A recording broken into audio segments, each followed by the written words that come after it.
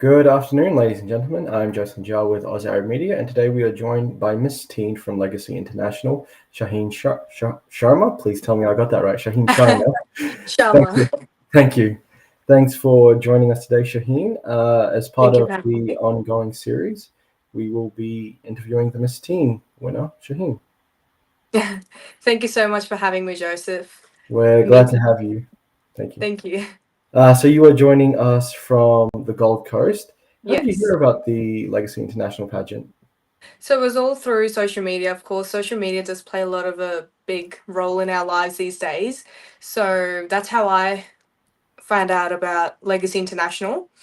And yeah, All right. that's how this journey became amazing and that's how it all started. So yeah, I'm really excited about what's the future holding for me as well. Yep. Yeah, that's pretty incredible. Was it like via a friend who might have liked a post or shared a post, or were you just on Instagram one night and you just found Legacy International and you're like, Well, this is where I want to be? it was a moment when I was thinking about pageantry. Yeah. So this all started when I was at night. Of course, as you said, like you have that little thing of, wait, I need to do this. So I was just laying in bed and I was like scrolling through some of my like favorite, I would say, pageant queens like Harnaaz Sandhu, Priyanka Chopra, all of those, and I was like, wait, this is something I could do. So I did a bit of a research and I came across with Legacy International. And I did not really take it too seriously that time. That I thought I would probably apply, but I don't think I'll get in. But I think I got entry into this pageant in May 2023 and Okay. I went to shopping and I got a call from my director Laura and she's like, "Hey, this is Laura. You're signed up with us and you're a finalist for Miss Teen Australia International." And I'm like, "Oh my god." So yeah, it was a big journey that as a finalist as well. Yeah. Yeah. As a 17-year-old, you're juggling schoolwork and everything. What was it like when you said to your parents, "Hey, I've gone into this pageant in Sydney. Um, Right. can I go?" What was that conversation like? So I think that was a bit positive, I would say. I thought it wouldn't Okay. be positive. Like I thought they would be like, What is this?" Like, because my parents aren't really into this kind of stuff, of course. Yeah. Like they know about it, but your child getting into it, it's a bit full on. Yeah. All right. So my mum knew about it when I applied. I did tell her, and she was super happy. But I didn't know how my dad would react or anything. But when I told him that, Dad, I become a finalist in a pageant, and he was super happy. And I think more than my parents, my grandparents were happy as well. So, of course, when you get the support from your family, that does make a lot of positive things to happen. And I guess that's what was my winning success as well. Okay. What's it Yeah. been like juggling your schoolwork? Because if you're 17, I'm going to say you're in year 12 right now. I actually completed year 12 last Oh, year. you completed year 12 last year? Yes, I did year 11 and 12 together last year. So I'm in Okay. university now. Yeah. Okay, congratulations. Well, then, how's it been like juggling your studies with the pageant and the Legacy International project, which we will get to soon? Well, yes, I think it was a bit of a challenging thing to do, but at the end of the day, you do need to balance everything if you do want success in your life. So what I did was I tried to complete my work, my school, my personal like stuff first, like my school studies as a priority. I did that. And then after that, I did take out times in between like weeks, months and all of that for preparing, doing my legacy project, working on with charities and stuff like that. So it did balance and work out pretty easily for me. And of course, my mum helping me a lot, that made a lot of support. And for me, as you know, a school student who basically just wanted to focus on study but got into pageantry. But I think it was amazing experience for me to understand that you can do multiple things if you really believe in yourself. So yeah. Okay. For those who have been watching Oz Arab Media's Legacy International interviews, you would know what the Legacy project is about. For those who are unaware, a component of this pageant is coming up with a Legacy project where the contestants from their heart come up with something which they're passionate about that helps people that they feel can make a difference in their community or wherever it may be in the world. So, Shaheen, can you please tell us about your legacy project? Yeah, so my legacy project is raising awareness and creating more opportunities for children in need. Okay. So there are currently over 329,000 children who are in need in Australia. And that's a big number for me, of course. Yeah. And that was something that I want the world to know, not just Australia, but as an international platform. I wanted the world to know that there's a lot of things happening around the world, and this is one of the issues that we do need to address. So I connected with Variety, the children's charity, Mm. where they offer sponsorships like scholarships and equipment to children who are disabled and caring facilities, everything like that. So yeah, all of these children can reach their full potential regardless of their ability or background. Yeah. Have you done any traveling across Australia to help children in need, or have you traveled generally to promote Yes, I your have. cause? I recently, as a finalist, I have, and they are having more upcoming events with Variety. So it was a wheelchair basketball hosted by a young fundraiser, Okay. which I joined as well as a finalist for Miss Teen. And it was amazing to see all those happy faces and everything going along. They were like talking to you, they were asking you questions, like they felt they were acting normal, Yeah. which we want, because they didn't show that they were different, and I don't think we need to make them feel different as well. And they were amazing. They were amazing people to meet and greet and be with them. I think the event was for 4 hours, and I think they were the best 4 hours of my life. I'm so happy to hear that. Yes.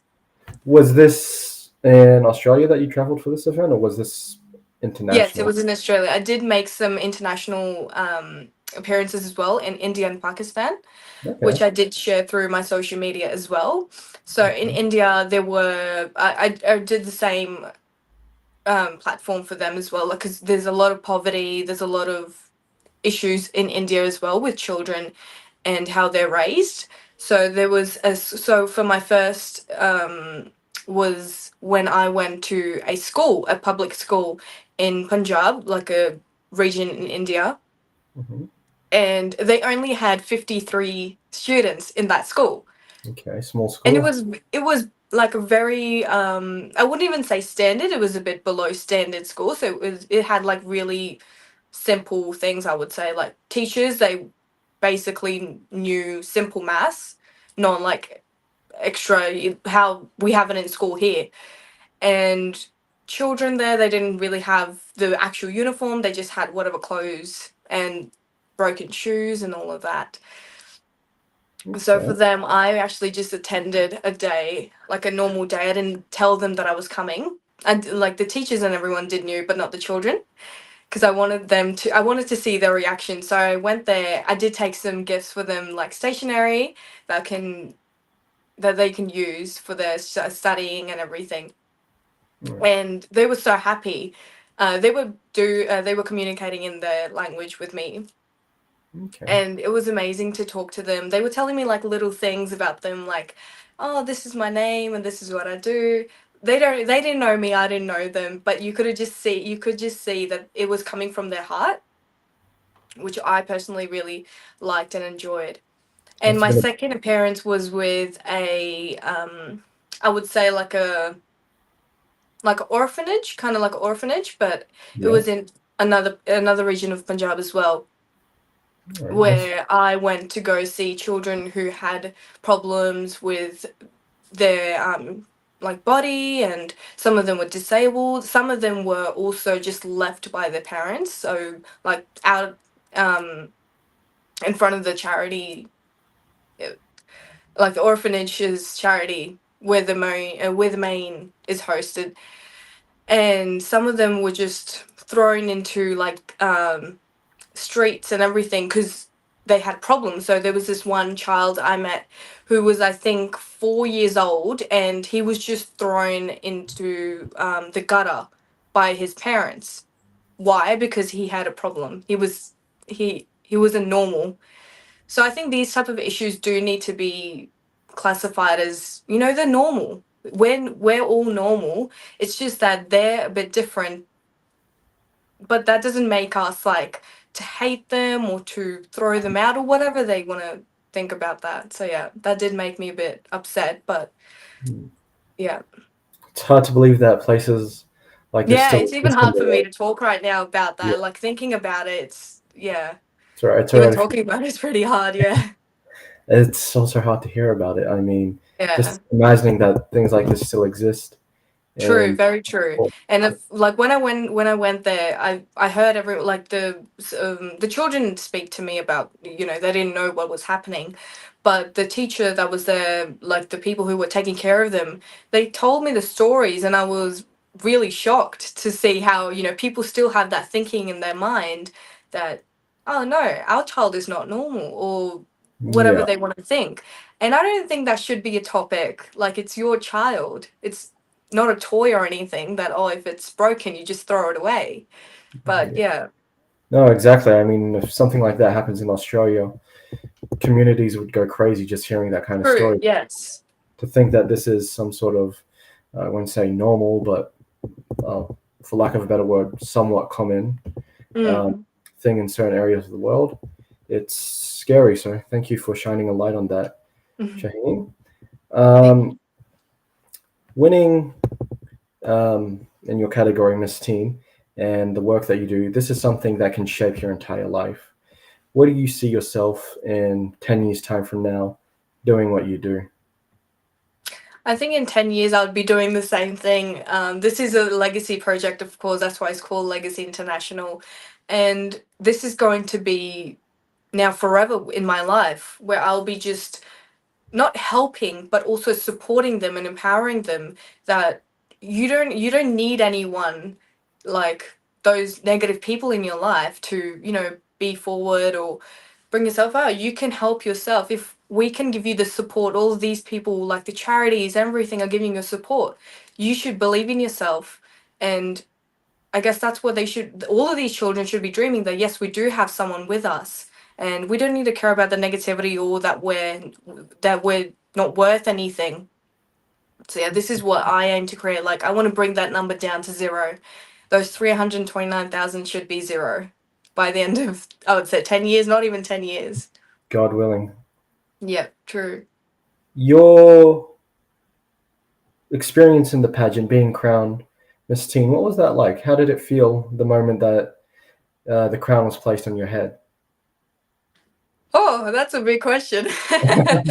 And I think it was a bundle of emotion that I got on Oh, stage when they announced that and like they announced my name, Shaheen, come on stage, and I thought, yeah, cool. I felt a bit low, but I felt good. Like, it oh, was why not low? for me. I did this pageant, like I entered into this pageant not because I wanted to win the crown or the title. Yeah. It was just a good way for me to realize that there's a lot of things happening in the world, and it's all about giving your best shot. And I didn't and when they said that, oh, she is Miss Teen Australia Legacy International, I was like, whoa! I was like, no way. So I think, like, even when you see some of the photos and everything, I try to remain calm, but on the inside I was like crying, and I was like, the only thing was going in my brain was like, don't cry, don't cry, don't look like a crybaby. But yeah, it was really emotional as well with all of the hard work. I think I gave my best shot during this journey, and that's why I guess I won. That's pretty incredible. It's Yeah. funny.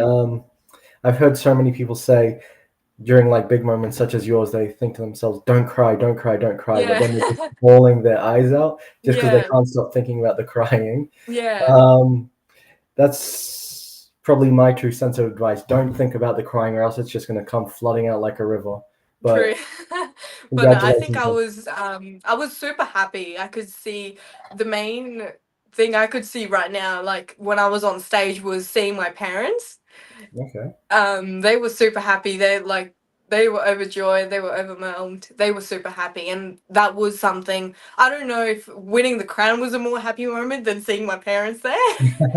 But yeah, I mean, of course, this crown doesn't just mean like winning a title, but it means more than that. It's worth over dollars and millions of dollars. Yeah, So it's my title, and it's going to be there with me forever yeah. to a whole life. So It yeah, is great, and it when gives. it came on, when they placed it, when Miss Australia and Miss Teen Australia it placed it on my head, I was like, I got this, don't worry. But yeah, Well, it's great. It gives you an incredible platform to share the good yes, work you're doing. So, sincerely, on behalf of Ozark Media, we always look forward to hearing more about the work you do. Um, the next part of um, winning Miss Teen is that you will be traveling to the US with yes, the rest of the gang in July. How excited are you for that trip? very excited. Just because I think that not just my issue, but everyone else, all of my other sister queens' issues should be raised around in the world, not just in Australia. So I think it's really good to represent our country internationally in America. So I'm really looking forward to that. Okay. Are you Yeah. going with friends or family? Yes, hopefully I get a little shot of that. A You get family for sure. No, I'm not sure of my friends. okay. I was going to say a friends trip to the US right out of high school. That would be the experience Yes. of a lifetime. They'll just be Although, making me laugh.